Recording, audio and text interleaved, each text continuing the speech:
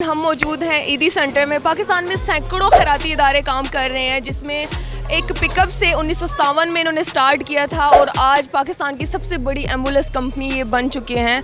Corona के अंदर जब आपने देखा होगा कि सगे बाप या बेटे अपने वालिद की या कोई भी डेड बॉडी के अजीज़ रिश्तेदार की डेड बॉडीज़ को हाथ नहीं लगाते। तो हमारा माशाल्लाह स्टाफ जो है वो उनको कफन करता था, गुस्ल देता था। जब इन्होंने कहते कि कुछ भी नहीं करना, वैसे दफना दें, तो तब भी ईदी फाउंडेशन जो है ये उसको गुस्ल कफन बाकायदा दे के जनाजा बाहर करवा के उसकी कब्र तक उसको दफना के आते थे। अस्सलाम वालेकुम नाजरीन, MYK न्यूज़ के साथ मैं हूँ इकरा आबिद। नाजरीन, हम मौजूद हैं ईदी सेंटर में। पाकिस्तान में सैकड़ों खैराती इदारे काम कर रहे हैं, जिसमें एक पिकअप से 1957 में इन्होंने स्टार्ट किया था और आज पाकिस्तान की सबसे बड़ी एम्बुलेंस कंपनी ये बन चुके हैं।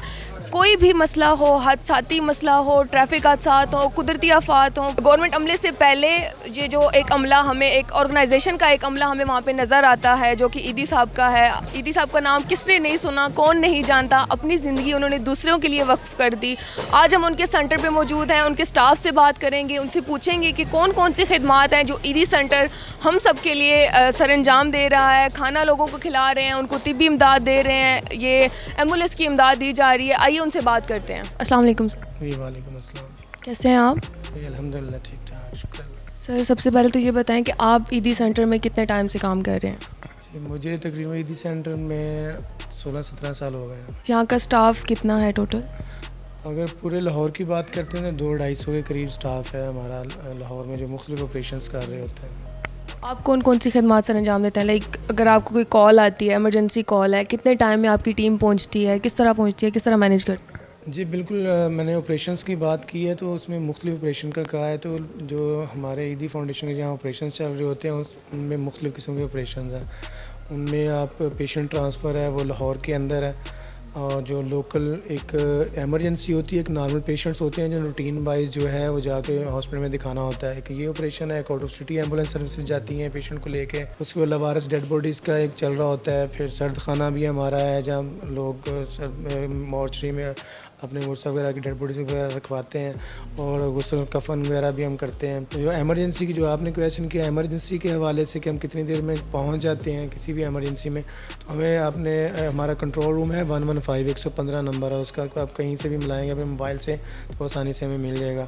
तो यहाँ से जब डिस्पैच होती है तो विद इन 6 से 7 मिनट के अंदर जो है वो एम्बुलेंस जो है पेशेंट तक पहुँच जाती है। एक एरिया पे डिपेंड करता है कि मुख्तलिफ एरियाज़ में आपकी मतलब हर जगह पे सेंटर हैं या यहाँ से ही जाते हैं? नहीं, एक्चुअली जो कंट्रोल रूम बेस है वो एक ही जगह सेंट्रल है, वो लाहौर के मेन अभी यहाँ पे बैठे हैं, यहाँ पे ये मेन ऑफिस है हमारा। तो यहीं पे कंट्रोल रूम है 115 है, यहीं पे से होते हैं ये ऑपरेशन होता है। तो जो लाहौर के किसी भी कोने से आप कॉल करेंगे तो हमें यहाँ पे कॉल मिलेगी। लेकिन इसको जब हम आगे डिस्पैच करेंगे तो हमारे पूरे लाहौर के अंदर मुख्तलिफ सेंटर्स हैं, एमरजेंसी पोस्ट हैं जहाँ पे एम्बुलेंस सर्विसेज खड़ी होती हैं। ठीक है, हम उधर थ्रू वायरलेस के ज़रिए उनको कॉल करते हैं, उनको कॉल देते हैं और विद इन 5 से 6 मिनट के अंदर वो वहाँ तक उनके पास पहुँच जाती हैं जिस एरिया में ये वाक़या रूनमा हुआ होता है। अगर आपको कोई बॉडी मिलती है तो आप ढूंढते हैं कि इनका कोई वारिस होगा, या उस बॉडी का फिर क्या करते हैं अगर वो कोई लावारिस है लेकिन उनके बारे में कुछ भी नहीं मिलता आपको, उसकी फैमिली वगैरह या कुछ भी?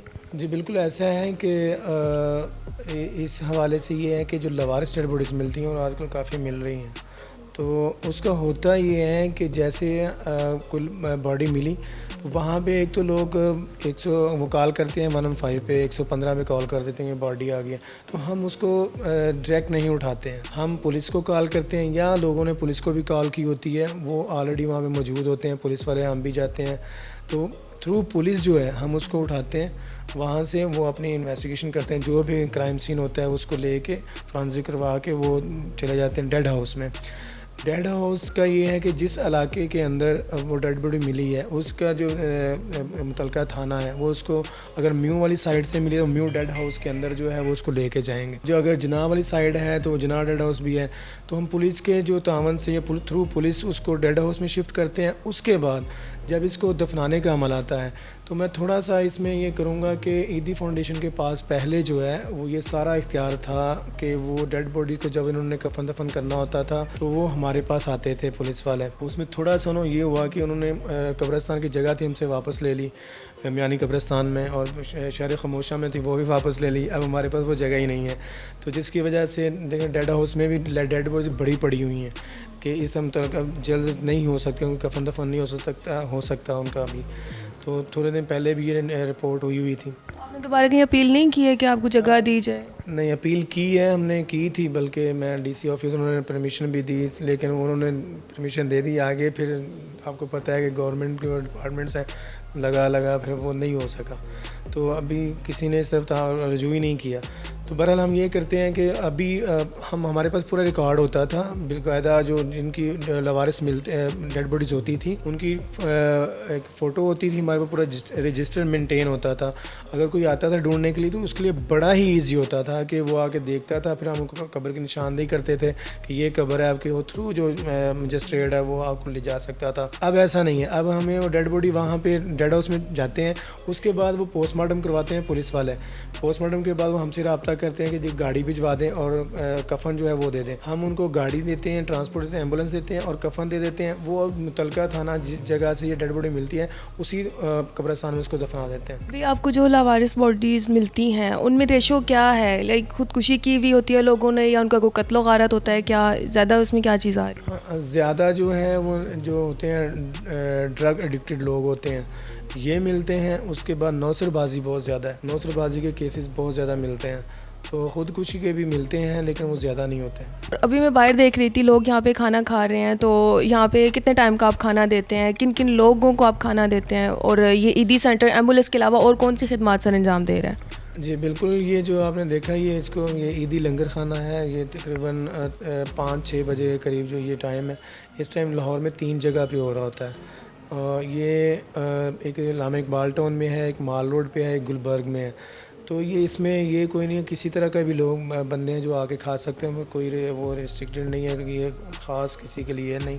जो भी है जैसा भी वो आके यहाँ से खाना खा सकता है। एक टाइम जो है वो हम 3 जगह पे दे रहे होते हैं। तो इसके अलावा जो है हमारा सर्द खाना है जो मॉर्चरी जिसे कहते हैं। तो मॉर्चरी कई दफ़ा ये होता है कि जो लवारिस डेड बॉडी तो हम नहीं रख सकते क्योंकि ये पुलिस के थ्रू जाती हैं, गवर्नमेंट के सर्द खाने में जाती हैं। तो ये एक आवाम के लिए सहूलत है जिनके वर्सा वगैरह जो डेथ हो जाती है घर में, तो वो उनके बाहर होते हैं लवाहकीन, तो आने में देर होती है। तो ये एक सहूलत है, उनकी सस्ती सहूलत है। समझे 500-600 रुपया लेते हैं और 2-3 दिन के लिए रख लेते हैं। उनके गरीब आवाम के लिए एक सहूलत दी हुई है। कोरोना के अंदर जब आपने देखा होगा कि सगे बाप या बेटे अपने वालिद की या कोई भी डेड बॉडी के अजीज़ रिश्तेदार की डेड बॉडीज़ को हाथ नहीं लगाते। तो ईदी फाउंडेशन का सर्द खाना उस वक्त चल रहा था। हमारा माशाल्लाह स्टाफ जो है वो उनको कफन करता था, गुस्ल देता था। जब इन्होंने कह दिया कि कुछ भी नहीं करना, वैसे दफना दें, तो तब भी ईदी फाउंडेशन जो है ये उसको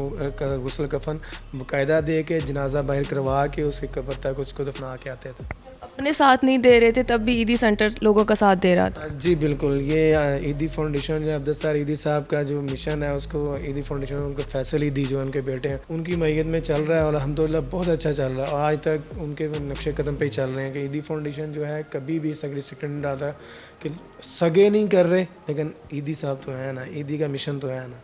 उनके बच्चों में और ईदी साहब में क्या चीज़ सेम है? सारा ही सेम है।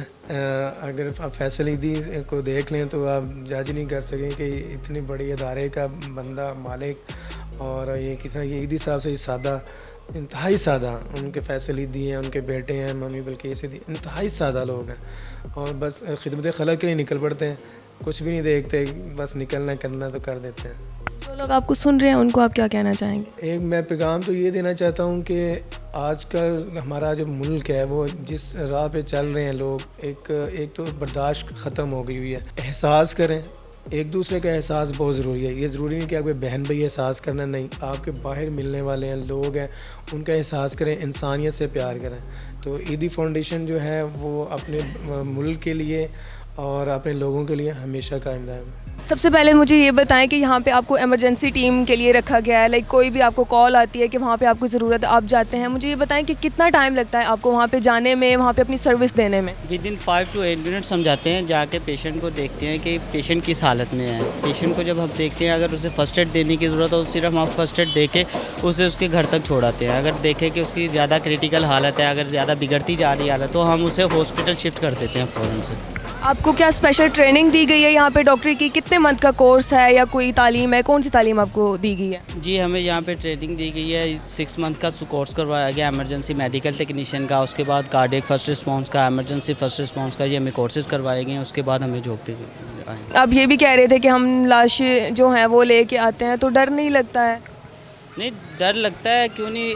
आखिरकार हम भी इंसान हैं, हमारा भी दिल है, लेकिन फिर भी दिल को तसल्ली देनी पड़ती है कि कोई नहीं, अल्लाह की मर्ज़ी थी, अब क्या कर सकते हैं। लेकिन हम उन्हें ऐसे ट्रीट करते हैं जैसे कि वो हमारे अपने हैं। जो डेली का यहाँ पे लोगों को खाना दे रहे हैं, आए उनसे बात करते हैं। अस्सलाम वालेकुम सर। वालेकुम अस्सलाम। मुझे सबसे पहले ये बताएं कि यहाँ पे कौन से लोग खाना खाने के लिए आते हैं? यहाँ पे तकरीबन ये गरीब लोग हैं, जो मज़दूर वगैरह यही खाना खाते हैं आते हैं। कितने टाइम का खाना आप लोग देते हैं? ये तकरीबन 5:30 बजे खाना देते हैं। कितने टाइम का? एक दिन में एक दफ़ा खाना? एक दिन में एक दफ़ा। तो खाने में क्या क्या बनता है? खाने में ये बकरे वगैरह बनाते हैं, मुर्गी बनाते हैं, और एक रोटी साथ होती है। कभी कभी बिरयानी भी होती है। आज क्या बना है खाने में? आज ये बकरे का सालन बना है। और साथ में रोटी भी देते हैं? जी, साथ में रोटी पानी वगैरह? जी। तो आपको देख रहे हैं, उनको आप क्या कहना चाहेंगे ईदी साहब के बारे में? ईदी साहब का मिशन इंशाल्लाह बहुत अच्छा है, सबको करना चाहिए। आप यहाँ पे कितने टाइम से काम कर रहे हैं? मैं तकरीबन 16 साल से काम करता हूँ। 16 साल से यहाँ पे काम कर रहे हैं और खाना दे रहे हैं? नहीं, ज़्यादा ड्यूटियाँ लगती हैं, कभी खाने पे होती है, कभी दूसरी। मेरी लाइफ का ये सबसे बेस्ट इंटरव्यू था, क्योंकि मुझे यहाँ पे बहुत अच्छे और बहुत ही खूबसूरत लोग मिले, बहुत ही खूबसूरत बच्चे मिले। इनकी आप यकीन करें कि ईदी साहब की जो वो पर्सनैलिटी का कह सकते हैं, एक रूह कह सकते हैं, वो इन सब में है। यहाँ पे जुड़ा छोटे से छोटा और बड़े से बड़ा बच्चा उनके जैसा है, उनके जैसे बात कर रहा है, बहुत खुश मिजाजी से, बहुत खुश दिली से। आई होप कि आप लोगों को ये वीडियो पसंद आई होगी। अगर आप ईदी साहब के लिए कुछ कर सकते हैं तो ज़रूर कीजिए। इनके सेंटर्स जहाँ जहाँ पे हैं आप वहाँ पे पहुँचें, हेल्प करें लोगों की। और अगर आप खुद हेल्प करना चाह रहे हैं लोगों की, तो सबसे पहले जो आपके साथ जुड़े लोग हैं उनको खुश रखिए, उनका ध्यान रखिए। अगर वो किसी मुसीबत में है तो उनको मुसीबत से निकालने की कोशिश कीजिए। हमारा काम है कोशिश करना, आगे अल्लाह ताला पे छोड़ दें, अल्लाह ताला इनके लिए बेहतर करेगा। आई होप कि आपको ये वीडियो पसंद आई होगी। अगर आप हमारे चैनल पे न्यू है तो do subscribe our channel, like करें, कमेंट करें और शेयर करें, और हंसते रहें, मुस्कुराते रहें। Thank you so much. Allah हाफिज़।